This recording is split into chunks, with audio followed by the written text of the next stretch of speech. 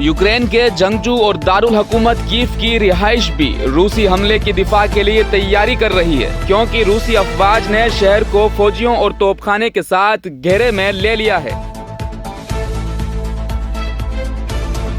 वजीर आजम नरेंद्र मोदी ने 4 रियासतों में हालिया असेंबली इंतखाबात, जिन्हें 2024 के आम इंतखाबात का सेमीफाइनल करार दिया जा रहा था, उसमें बीजेपी की जबरदस्त जीत के बाद अपनी आबाई रियासत गुजरात के पहले दौर के दौरान 2 रोज में 3 रोड शो किए।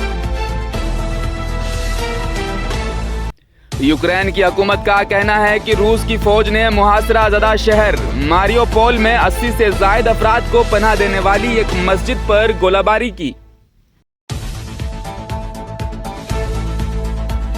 जिला अलीगढ़ थाना गांधी पार्क के इलाके में मौजूद श्री वाराशने कॉलेज में बाहिजाब तालिबात को कॉलेज में दाखिल होने से रोका जा रहा है और गेट पर ही उनके बुर्के तक उतरवा दिए गए।